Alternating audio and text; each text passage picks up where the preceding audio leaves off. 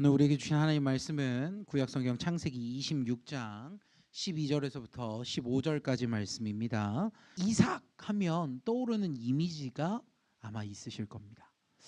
대표적인 사건이라면 아버지와 함께 산 위에 올라가서 잘못하면 목숨을 잃을 뻔했던 그 사건이 있겠죠. 그런데 성경에 보면 이삭의 사건들 중에 주인공으로서 등장하는 장면이 사실 이 창세기 26장부터의 말씀이에요. 그 앞전에 있는 이야기들이 있지만 사실은 전면부로 나서서 하나님이 아브라함이 아닌 이삭과 함께 하시는 장면이 기록된 것이 바로 오늘 26장의 말씀입니다. 그런데 26장의 배경은 이렇습니다. 뭐냐 하면 흉년이 들었다라는 거예요.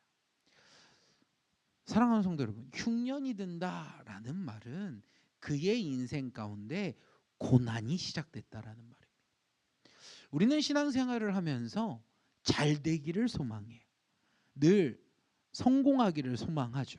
그런데 우리의 삶 가운데 잘됨의 시간이 많은가, 성공의 시간이 많은가, 고난의 시간이 많은가 돌아보면 이상하게도 신앙생활하며 걸어갈 때 고난의 시간이 많다는 거예요. 우리의 믿음의 선배인 김종문 선생님도 여기 계시지만 인생을 돌아보면 참 많은 일들이 있지만 웃는 날도 많았지만 때론 인상 찌푸리고 눈물 흘릴 때도 많았다는 거예요.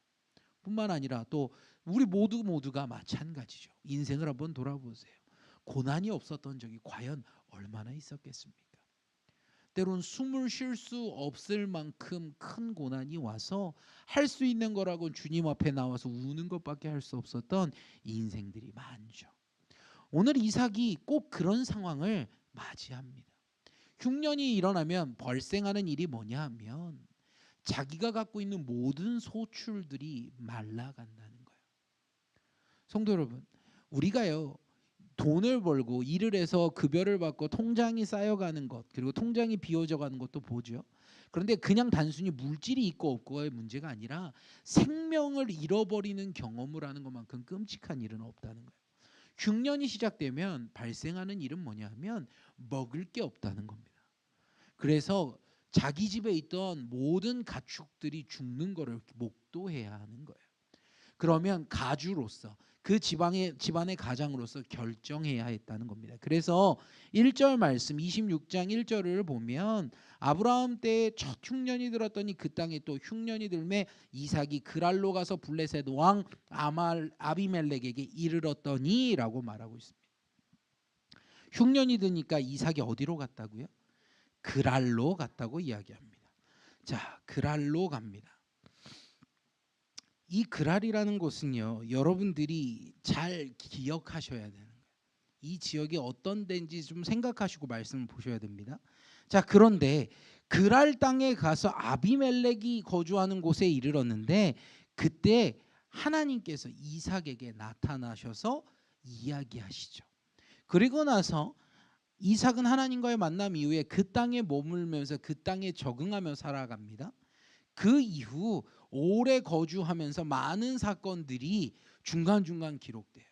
이삭의 성공 스토리면 좋겠는데 그 앞에 바로 따라 나온 건 사실 이삭의 연약함, 실패하는 스토리가 기록되어 있습니다.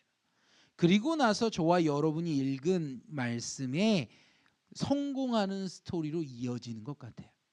그런데 15절 마지막 14절 15절 보면 그의 성공 뒤에 또 다른 고난이 시작되었다라는 것으로 15절까지의 말씀이 마무리되고 있다는 겁니다.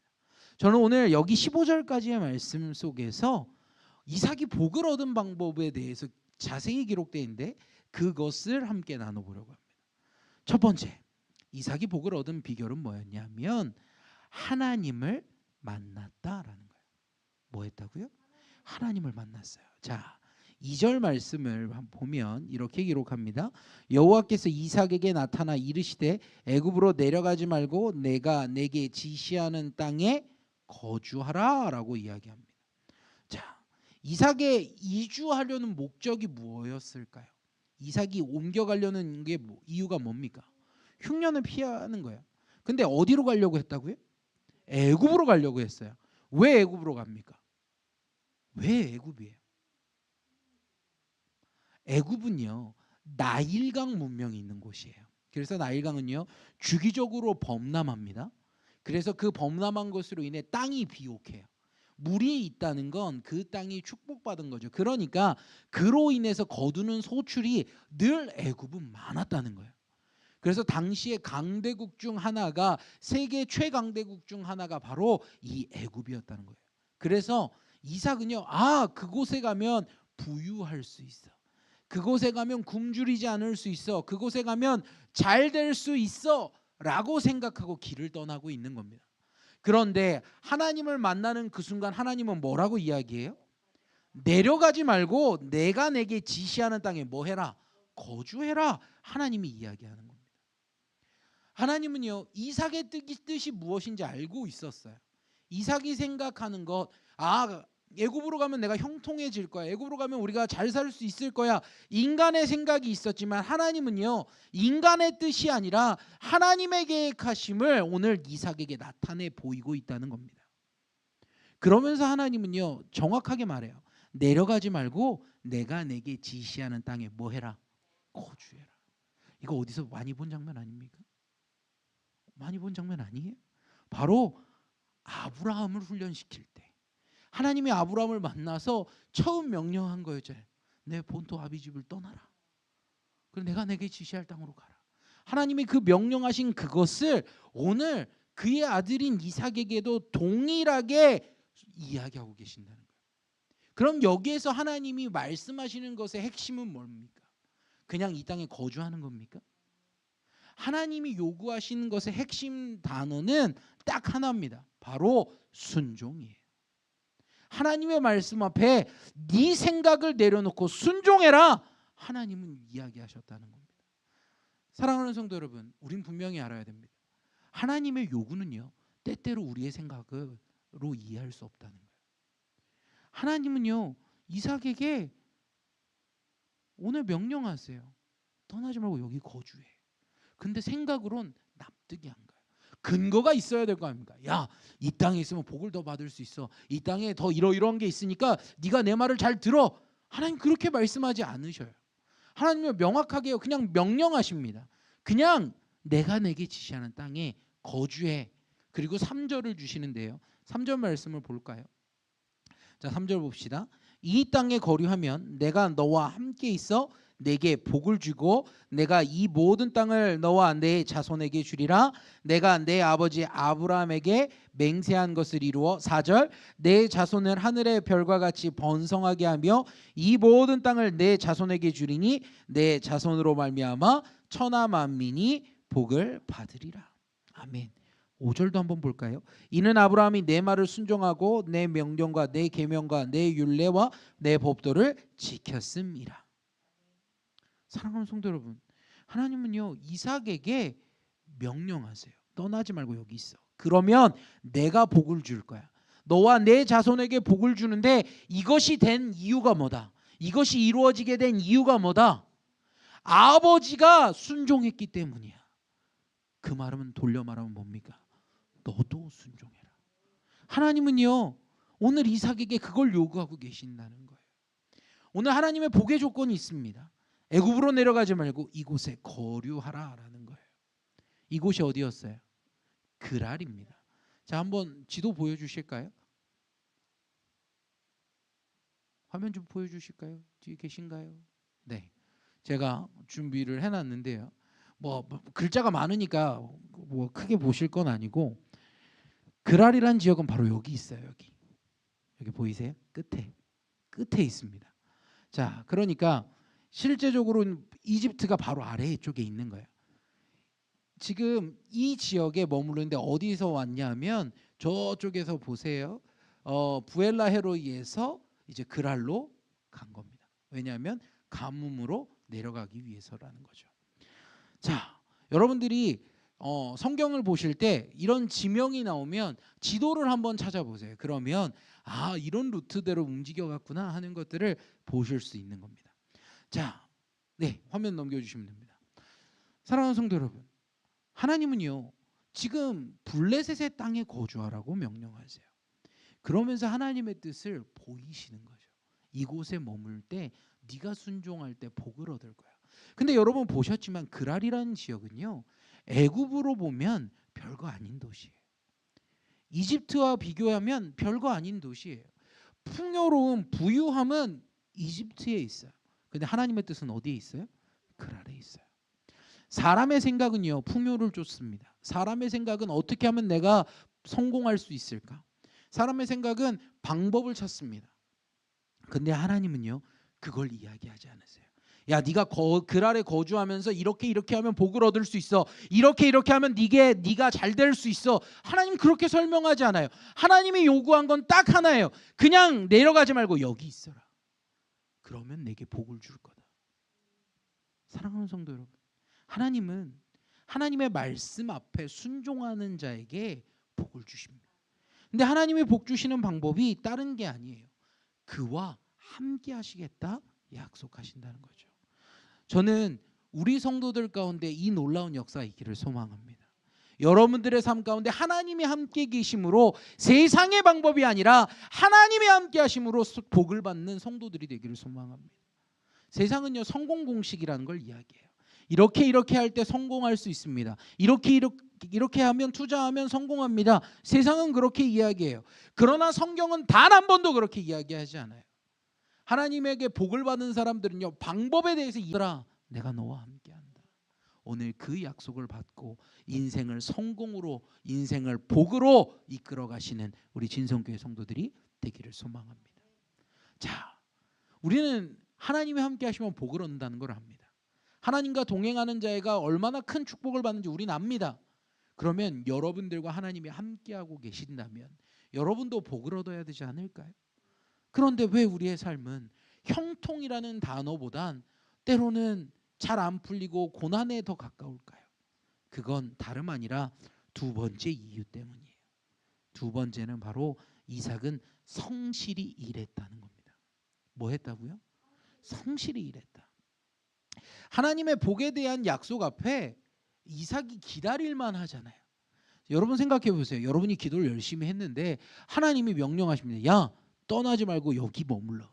그러면 내가 너와 내 자손에게 복 주고 잘 되게 할 거야.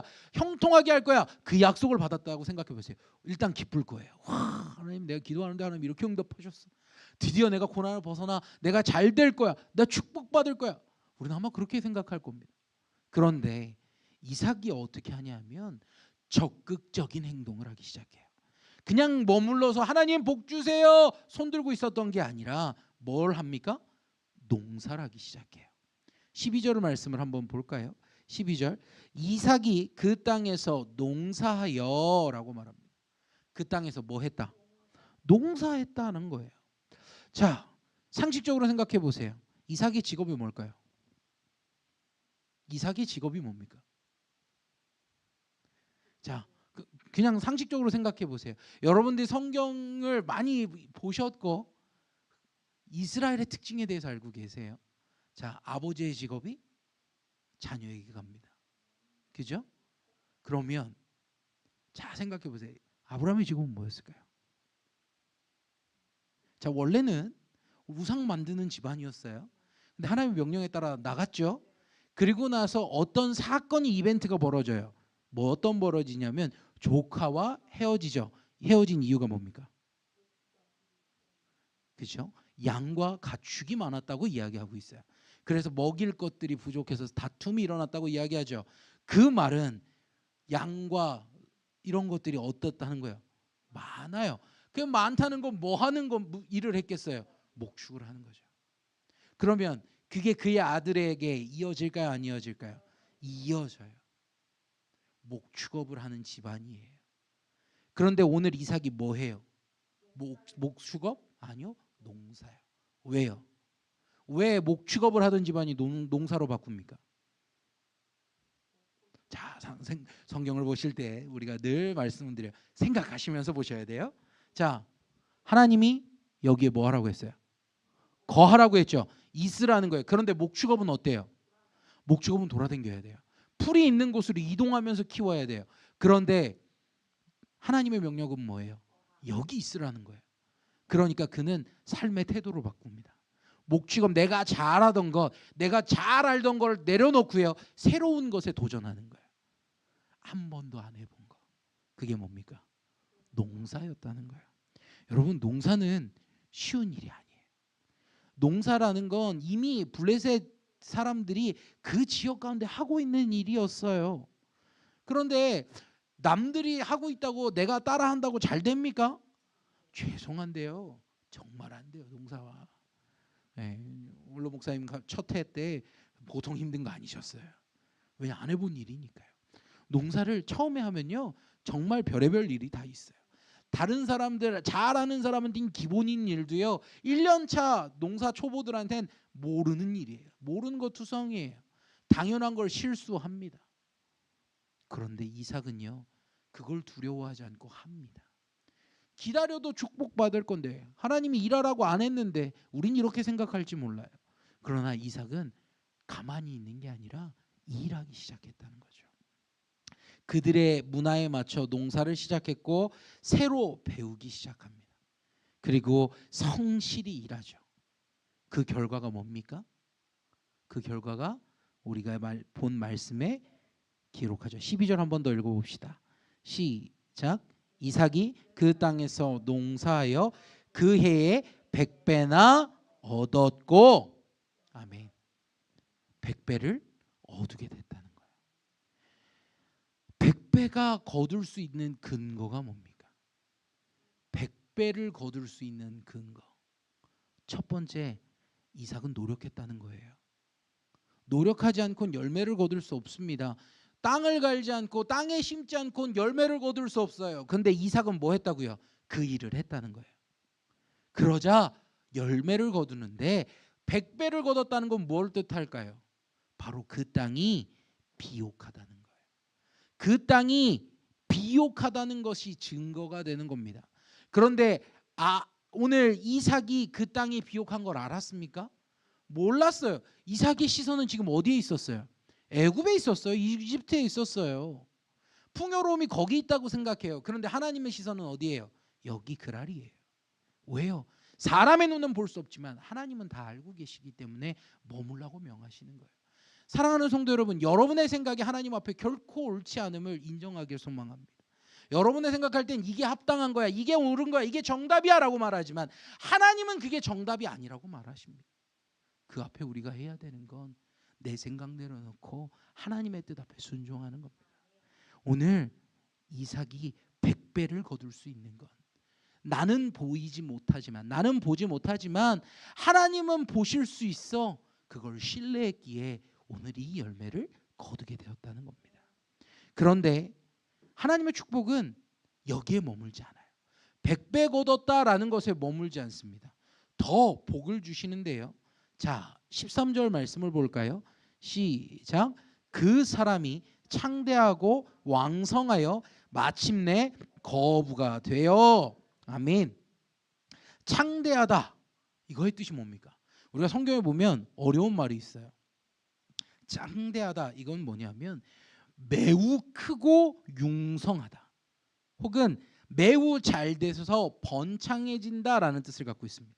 근데 이때 사용하는 이 창대하다라는 표현이 언제 쓰는 표현이냐면 시련과 고난이 지나가고 난 뒤 잘됨을 경험할 때 쓰는 단어예요. 그러니까 이삭이 경험했던 삶의 모습이 지금까지 뭐였다는 거예요? 고난이었다는 거죠. 사랑하는 성도, 우리는 창대하다라는 단어에만 집중합니다. 창대해졌대, 하나님 복을 주셨대에만 집중해요. 하지만 창대해지려는 비결은 뭐냐? 고난의 시간을 지나가야 한다는 거예요. 히브리어 가달이라는 단어를 사용해요. 이 창대하다라는 것. 그러면 또 왕성은 뭡니까?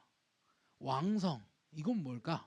뭐냐면 생명력이나 활동이 강하게 일어나기 시작하는 걸 왕성하다라고 표현합니다. 그러니까 그냥 단순히 물질 거부가 되는 그게 아니라 삶의 태도도 바뀌고 삶이 더 생명력이 넘치는 모습으로 변모하게 됐다는 거예요. 누가? 이삭이 바뀌었다는 거죠. 그 결과가 뭡니까? 거부가 되었다. 거부가 뭡니까? 네, 큰 부자를 이야기하는데요.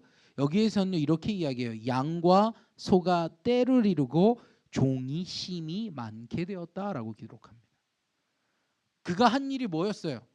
농사지었어요. 농사지었는데 그가 가지게 된 건 뭐예요? 양과 소가 떼를 이루었다는 거예요. 얼마나 거두어지는 게 많은지 그걸 물질로 환산하니까 자기 본래 직업 뭐였어요? 목축업이잖아요. 그 근간이 되는 자산이 축적되기 시작하는 거예요. 그걸 벌려고 그걸 얻으려고 노력하지 않았어요. 그저 성실하게 내가 할 수 있는 내가 해야 될 일을 했어요. 그랬더니 자연스럽게 물질이 어떻게 됐다고요? 따라왔다는 겁니다. 사랑하는 성도 여러분, 이삭과 블레셋 사람의 조건이 달랐습니까? 동일해요. 같은 땅이었고요. 같은 농사 씨앗을 심었어요. 그죠? 같은 기후 속에 있었어요. 그런데 누군가는 100배의 결실을 거두고 거부가 되고 누군가는 거두는 것이 별로 없는 거예요. 차이점이 뭡니까? 공통점은 알았어요. 차이점이 뭡니까? 하나님이 계시냐 계시지 않냐는 거죠. 사랑하는 성도 여러분, 복의 출발은 조건이 아니에요. 우리의 생각은 조건을 쫓습니다. 이삭도 똑같이 조건을 쫓았어요. 애굽으로 가면, 이집트로 가면 내가 복을 얻을 거야. 내가 그곳을 가면 이 흉년을 이길 수 있을 거야. 똑같은 저와 여러분과 같은 생각을 하고 움직였습니다. 하지만 하나님은요, 그게 정답이 아니라고 가르치셨고 멈추라고 하십니다. 내가 너와 함께 한다. 하나님은 그걸 오늘 이 말씀을 통해 가르쳐 주신다는 거예요. 성도 여러분, 여러분의 삶의 비밀, 여러분 삶의 문제 해결의 방법은 방법에 있지 않습니다. 문제의 해결은 오직 하나님께 있다는 것을 기억하길 소망합니다. 그러나 여러분이 기억하셔야 되는 게 있어요. 복을 주시기 전에 하나님은 사람을 테스트하신다는 거예요. 복을 받을 만한 사람인지 아닌지 하나님은 테스트하신다는 거죠. 이삭이 늘 형통했을까요? 그의 출발은 형통의 사람이 맞아요. 아브라함의 아들이잖아요. 또 믿음으로 그 사건을 이겨낸 사람이잖아요. 와, 복 받을 만한 사람이네. 우린 이렇게 생각하기 쉬워요. 하지만 아니었다고요. 그의 삶에도 고난이었고요.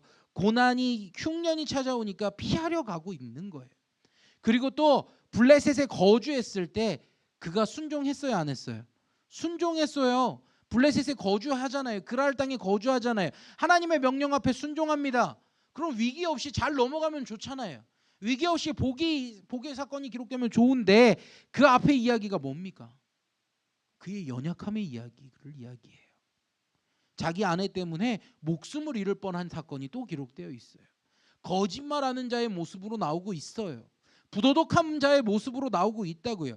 축복의 자녀고 하나님의 자녀고 하나님의 약속을 경험하고 하나님의 함께 하심을 복을 얻은 사람임에도 불구하고 그의 삶 가운데 실패는 어김없이 찾아왔다는 겁니다. 사랑하는 성도 여러분, 여러분이 하나님과 함께 한다고 확신하지만 그럼에도 넘어질 수 있음을 기억하기를 소망합니다. 이삭도 넘어졌어요. 이삭도 넘어졌어요. 그런데 차이점이 있습니다. 뭐냐면 약속을 붙잡고 성실히 살았다는 거예요. 비록 실패했지만, 비록 넘어졌지만 그는 다시 일어났고 거북이처럼 한 걸음 한 걸음 비록 느리지만 하나님의 뜻을 향해 움직였다는 겁니다. 하나님은 이것을 보시고 축복하십니다. 성도 여러분, 복을 얻기를 소망하십니까? 여러분의 삶 가운데 형통의 축복이 있기를 소망하십니까? 그렇다면 하나님을 만나십시오. 하나님을 만나시는데 그 하나님을 만났을 때 여러분의 생각을 말하기보다 하나님의 뜻을 들으십시오. 우리는 하나님 앞에 기도하러 온다라고 이야기해요. 그런데 기도하러 와서 뭐 하셨습니까? 라고 물으면 내 이야기만 하고 가요. 하나님 이래서 어쨌고요, 저래서 어쨌고요. 기도하다 보면 1시간, 2시간이 후떡 간대요. 예, 맞죠. 얼마나 하나님 앞에 해야 될 이야기가 많아요. 내 마음속에 담아놓은 이야기가 좀 많습니까? 다른 사람에게 말하지 못하는 것 있잖아요. 하나님 앞에 토로하는 거 좋습니다. 그런데 문제가 있어요. 그 다음에 하나님의 음성을 듣지 않는다는 거예요. 하나님, 제게 원하시는 바가 뭡니까? 하나님, 제게 하시는 말씀이 뭡니까? 주님 말씀하십시오. 제가 듣겠습니다. 성도 여러분, 이렇게 하기를 소망합니다. 기도하실 때 하나님의 뜻을 들으세요. 여러분의 감정에 취해서 감정만 말하고 가지 마시고 하나님의 원하시는 뜻이 무엇인지 알려달라고, 하나님의 뜻을 이루어달라고 간구하셨으면 좋겠어요. 그런데 문제가 있습니다. 하나님의 뜻이 들려졌어요. 하나님의 뜻이 알려졌어요. 그 다음엔 우리가 해야 되는 건 뭡니까? 순종이에요. 그런데 여러분을 돌아보세요. 하나님의 뜻이 들려졌음에도, 하나님의 뜻이 보여졌음에도 순종하셨습니까? 여러분의 인생에 순종의 열매가 맺어지길 소원합니다. 순종하는 자에게 하나님의 일하심이 나타납니다. 순종하며 내게 주어진 일에 성실히 행하십시오. 세상 사람들이 볼 때 미련하다, 그렇게 하면 안 돼라고 말할지 모르지만 내가 성실히 내 일을 감당할 때 하나님은 그것을 통해 기적을 일으키십니다. 제가 성경을 많이 보면서 기적의 역사를 보면서 찾았던 공통점 하나는 뭐냐면 하나님이 뭔가를 하게 시키신다는 거예요. 자, 떠올려 보세요. 홍해를 가를 때 어떻게 했어요? 지팡이를 들어야 돼요. 반석에서 물이 나올 때 어떻게 해요? 지팡이로 해야 돼요. 또 어떻습니까? 바다 위를 건너려면 바다 위에 내가 발을 다 디뎌야 돼요. 오병이어의 기적은 어떡합니까? 떡을 떼서 나눠줘야 돼요. 그전에는 기적이 안 이루어져요. 우리는 생각할 때 홍해를 갈라지게 하시는 거 굳이 그러지 않고 하나님이 그냥 눈앞에서 그냥 저절로 쫙 갈라지면 얼마나 좋아요. 그러면 그냥 메마른 땅 내가 걸어가면 되잖아. 근데 하나님은 항상 뭐라고 해요? 행동하라고 해요. 아무것도 변화가 없어요. 1도 변화가 없어요. 근데 하나님은 명령하세요. 해. 순종해. 그런데 내가 순종하면 그것으로 통해 기적이 일어납니다. 성도 여러분, 여러분에게 하나님 요구하시는 게 있어요. 각 사람마다 오늘 이 밤에 하나님이 주시는 감동하심이 있을 겁니다. 하나님이 주시는 그 감동 앞에 하나님 저 못해요, 하나님 저 연약해요 하지 마시고 하나님을 의뢰하시고 하나님을 의지하셔서 기적을 일으키길 소망합니다. 오늘 이삭은 그 일을 행했습니다. 그랬더니 그 모든 조건이 갖추어지니 하나님의 복이 임하게 됩니다. 성도 여러분, 여러분의 삶 가운데 이 기적이 일어나길 소망합니다. 모든 조각의 퍼즐은 이미 주어졌습니다. 그거를 잘 모으시고 하나님의 뜻을 이루시기를 주님의 이름으로 축복드립니다.